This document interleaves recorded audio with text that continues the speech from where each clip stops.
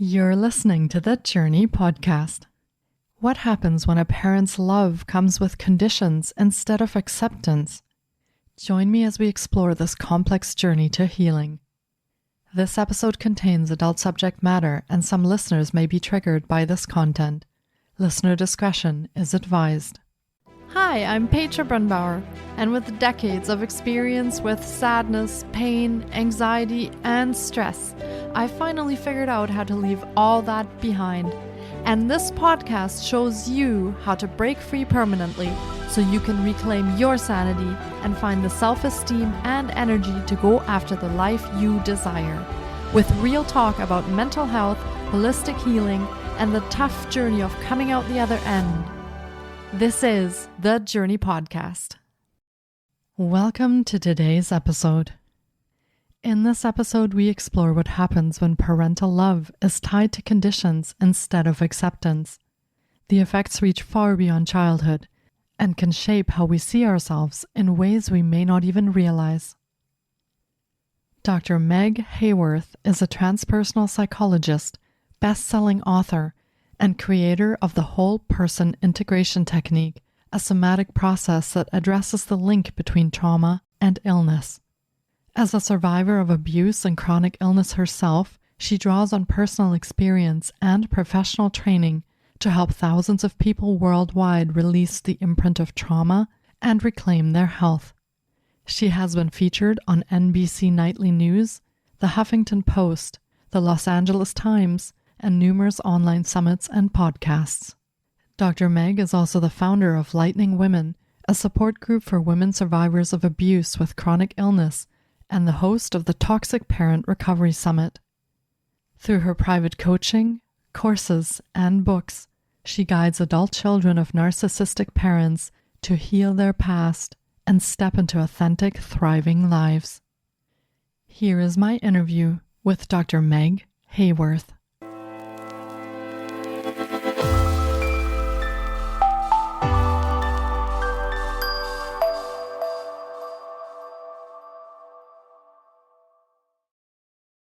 Hi, Dr. Meg. It's so great to have you on the podcast today. I've been looking forward to getting to chat with you because healing from parental narcissistic abuse is a very profound, but I think very, very important topic to finally highlight on the podcast. And thank you for coming on today and speaking with me. Welcome to the podcast. Thank you so much for having me. I'm just thrilled to be here and to be able to collaborate with you and get this message out to the world. So thank you.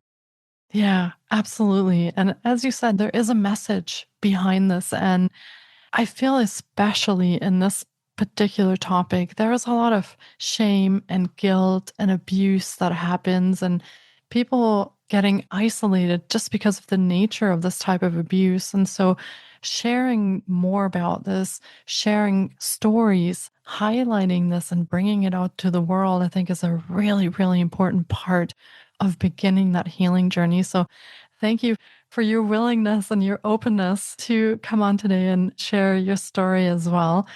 And with that, would you like to start off by sharing a bit about yourself, your own journey, and maybe the parts of your story that you feel really connect with what you do today, and also share with our listeners what it actually is that you do today? Yeah. So as someone who works specifically with the wounds of parental narcissistic abuse, I come to this work as somebody who's been through it. I know what it's like to have your parent be dishonest, to have them be the center of the universe, and everything has to be focused on them. Everything has to be about them. It doesn't get to be about you. So you become very other oriented and other focused. This is one of the many things, the self-worth, the self-expression is just you get divided from your true self when you get raised by this, like this rather. And this is really what happened with me. And the big thing is I was sick a lot as a kid, and it took me a while to put all these pieces together that I'm really working with people on today. But all through my 20s, by the time I got up to be about 20 years old, I was really getting sick. And I was in and out of doctor's offices, getting another diagnosis. I had so many things from chronic depression to migraine headaches to irritable bowel syndrome, fibromyalgia, mixed connective tissue disease, which actually those diagnoses came later, but chronic fatigue syndrome, chronic throat and ear infections, lung infections, all of these things, which were quote unquote normal, were just as normalized to me as the abuse had been normalized to me. But I hadn't put those pieces together. So by the time I was about 27, I was reading an article in the Washingtonian magazine. I'm from Washington, D.C., and it was on alternative medicine. And I could barely hold up this magazine because I have scoliosis in my upper back. I have a ruptured disc in my neck. And so I was in all this pain trying to hold up this magazine. I was reading about chiropractic care and I was like, oh, that'd be so great for my boyfriend at the time. And then something clicked. Wait a minute. What about you? You're almost in tears right now. And that's when I stopped and I took my healing into my own hands. And I said to myself, I actually put the magazine down and I was like, I'm going to call my friend who keeps raving about her chiropractor and I'm going to start going. And when I started that and I made that decision, the decision is key. Every part of me was in on it. You know what I mean? And when I made that decision and started going to the chiropractor, she opened up everything for me. She sent me to a nutritionist, which is how I ended up eventually becoming a chef. I worked as a private chef to celebrities in Hollywood, and then holistic chef, that is, taught cooking classes at Whole Foods markets. I've written cookbooks, all of that. And then she also introduced me to energy work. I'm like, what's that? It was so nebulous to me at the time. And then it led me into like massage therapy and yoga and meditation and all of these things where I just blossomed so quickly and I started to heal so rapidly, except for the emotional piece. Even though I was in traditional psychotherapy and had been for 15 years, that emotional piece was like, I was still high anxiety. I was still extremely depressed. I still was like, I was going out and doing things, but it was always putting on this happy face, like everything was okay. And then internally, I was a wreck. But I didn't want anyone to know because I was so ashamed of the internal and what was going on in there. I don't want anybody to know how quote unquote messed up I was at the time. Yeah. So it was an intense time of awakening for me. And it really led me to transpersonal psychology and looking at the entire holistic system, mental, emotional, physical, energetic, and spiritual. It's all one thing. And I was like, completely didn't know. I'm excited to share all of these things at this point in my life. Yeah. Thank you for taking us on a bit of your journey, your own journey. And it sounds like you've had so much lived experience with all of these different pieces that come together for our healing. And if we take this back a little bit to where your journey started, I feel like for many, many people, that's where it starts. We have some sort of mystery pain, a mystery illness, lab results that are, like you said, quote unquote, normal. Nobody has any answers.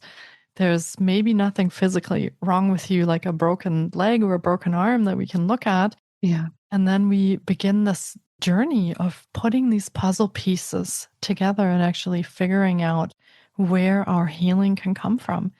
In your experience, and you suffered a very specific type of abuse, a narcissistic upbringing. In your experience, is there something very specific to growing up in a narcissistic household? Are there specific pieces to how that comes out later, specific wounds that you sustain through that, or a specific kind of trauma that you go through that you see in your work with your own clients where you say, yeah, these are some of the patterns on how that comes out later, maybe in adulthood or later on. Have you noticed anything like that?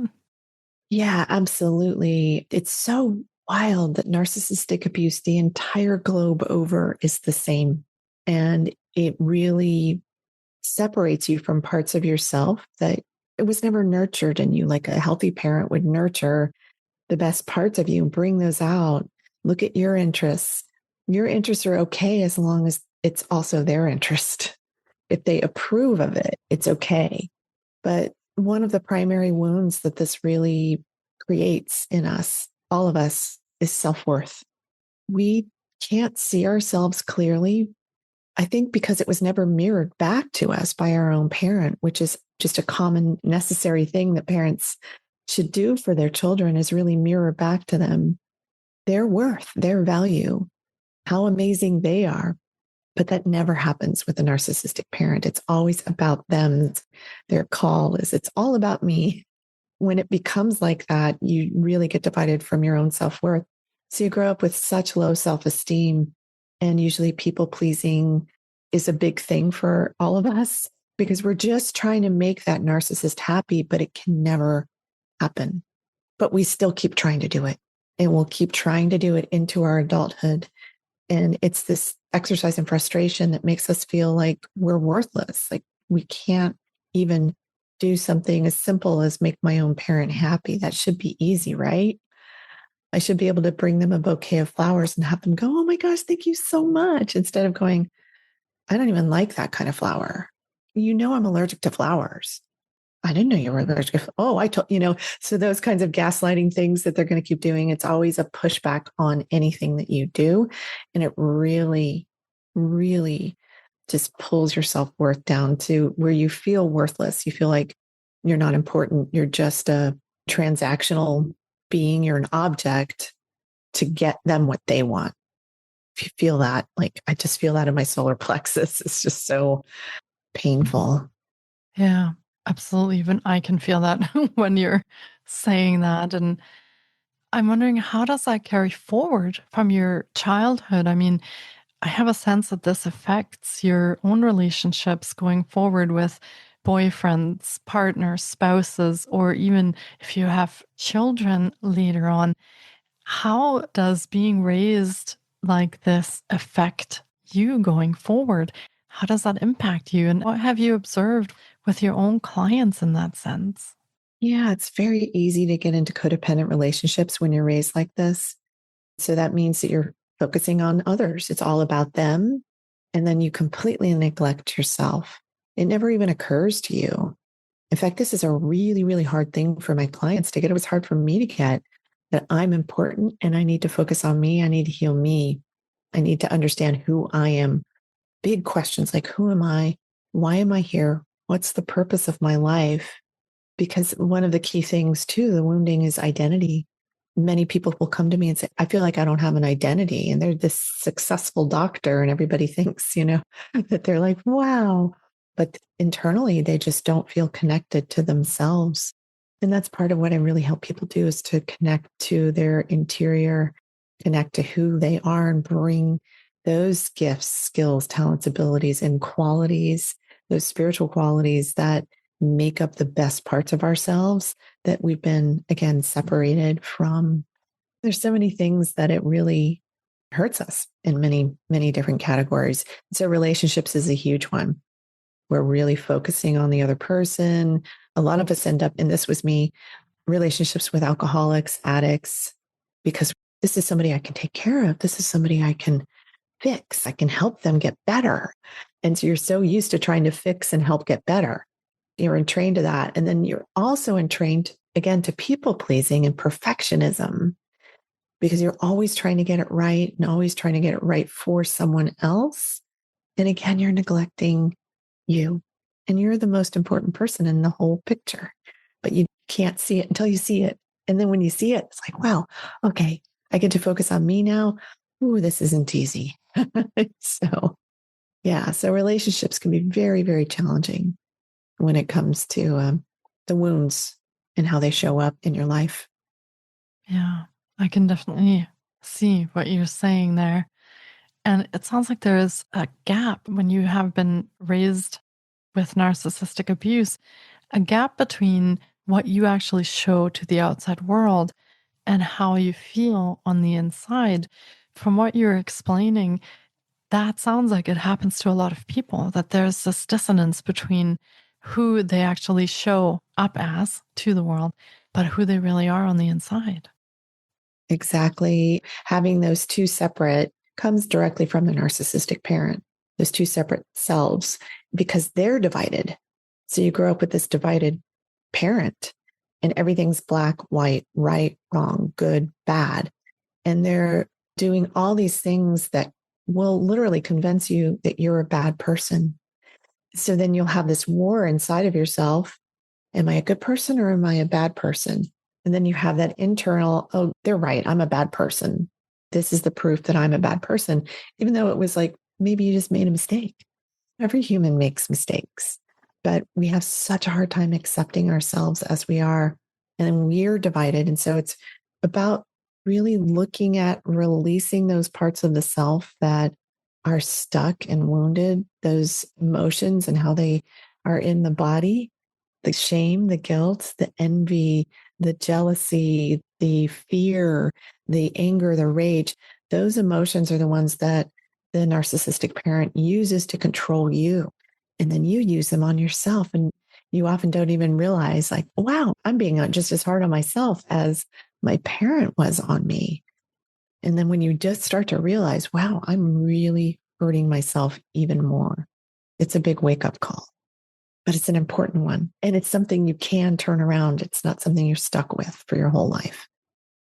I like the fact that you're giving us some hope in this situation, and that really you are the best example of that it can be healed and it can be turned around.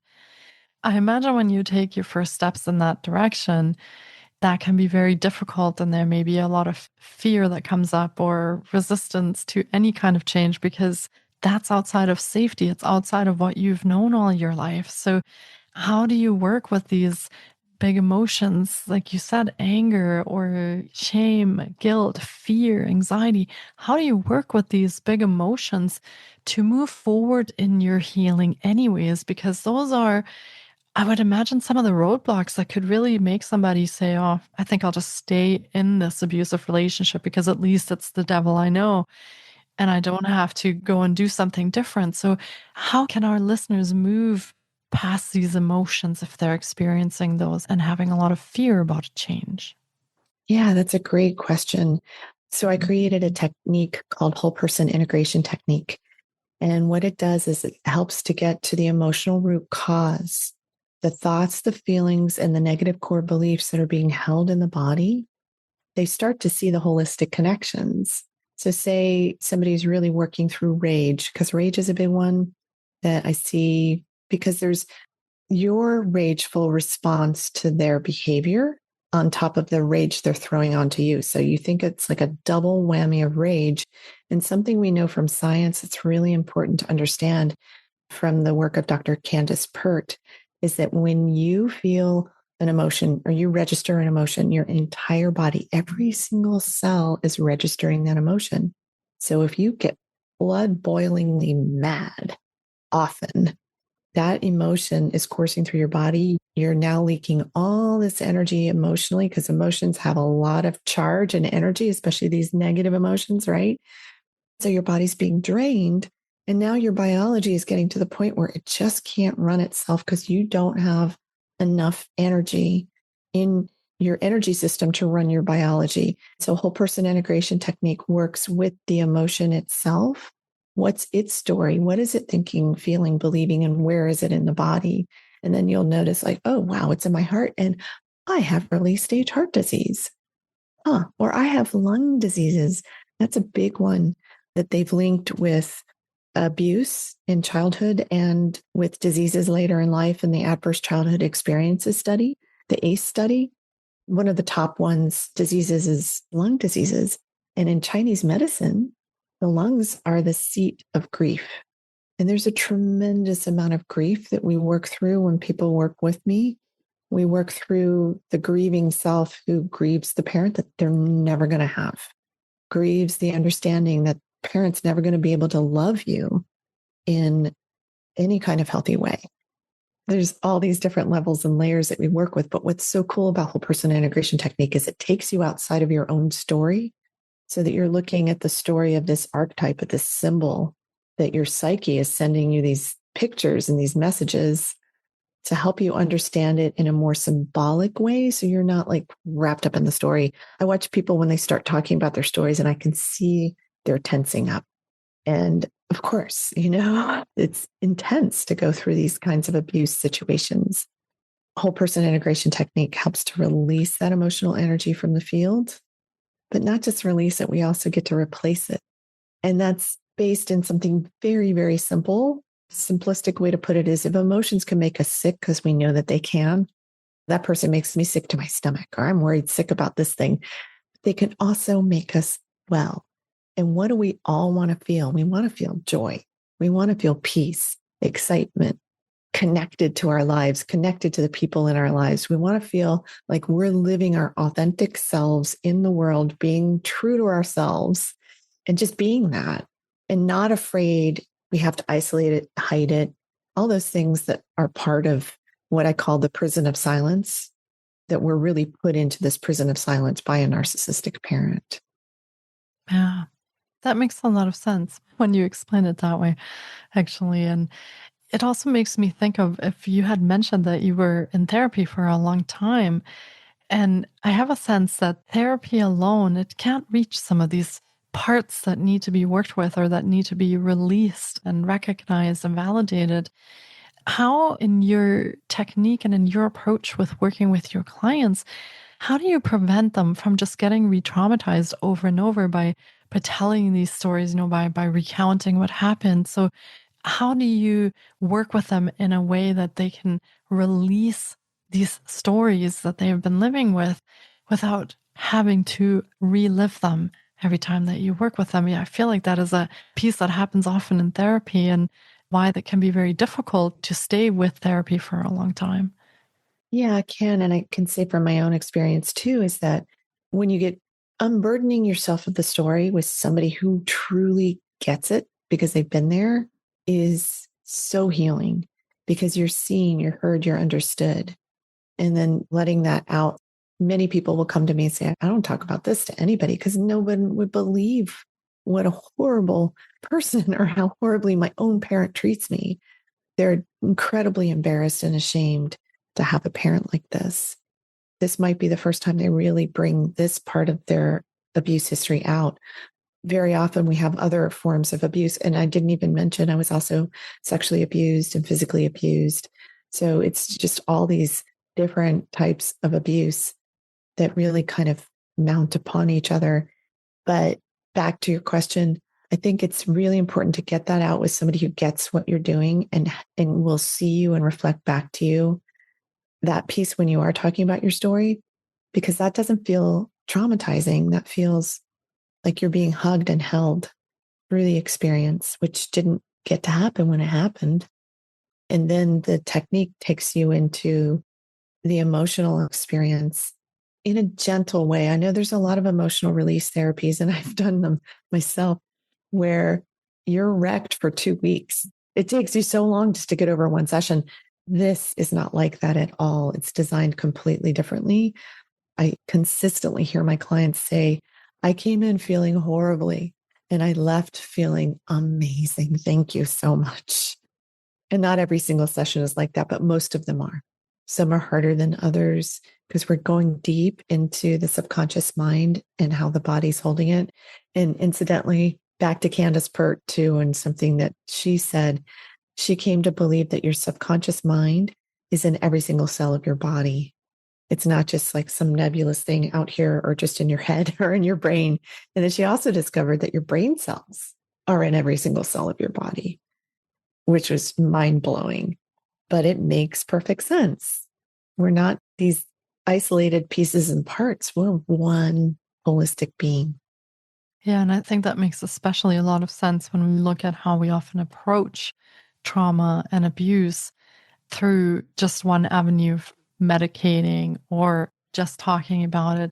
We need a more holistic approach that sort of addresses the fact that this is in our entire body. This gets stuck and in our entire body. And this is exactly how we need to address it, is in a holistic manner, like you said, energetically, emotionally, mentally, physically. We need to bring all of these pieces together for the healing to occur. I think that's a very important insight to keep in mind if you're trying sort of isolated things and you're not having success. that maybe the next step is to try something holistically and to really approach it from that perspective to find a few more steps forward on that healing path. I'm also curious how this impacts you once you start working with your clients and they discover a transformation or they discover a change and they feel like they are no longer that same person that they used to be before they started working with you. They have more ability to set boundaries. They have more ability to express themselves.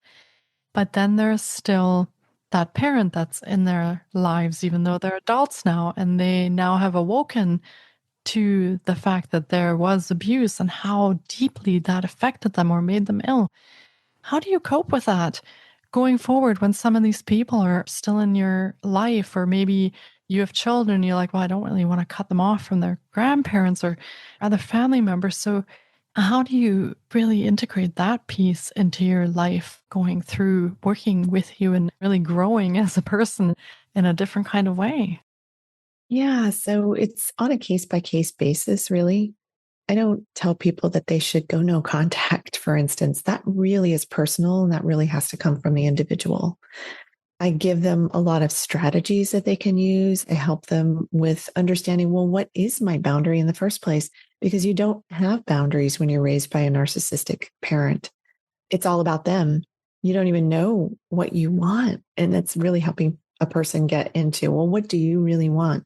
What do you really feel and believe and think and know? And also, once they understand more deeply the disorder and how it's impacting the parent, they can make more decisions about how they want to show up with the parent and the different strategies that we might use. Like a strategy that I always recommend, actually, not even just often, is learning how to use silence as a boundary. And it's a really empowering thing to do because even though you've been silenced, you're the one who's choosing silence, to not engage with the parent when they start picking at you, pushing at you, trying to get you to go into reactive abuse where you're just blowing up. And then it's interesting because every time you blow up at a narcissist, they immediately calm down. It tells you a lot about how they can really manage their emotions, just like in a snap of a finger, right? And they'll calm down and go, well, look at you. Why are you such a mess? You're the problem. You're the crazy one here. And then you start thinking you're crazy. So those kinds of tactics that they're using, the more deeply people understand those different tactics that they're using, which is something I help them with, and then how to use, for instance, silence as that boundary to wield it in a really calm way. Because as soon as they see a little tiny weakness, they're just going to get in there and try to open that wide up. So yeah, strategies are a big important part of the work that I do with my clients. It feels like if you have tools available, that this is very doable. The healing is doable with your technique. There's a lot of emotional release we can do even in our biology.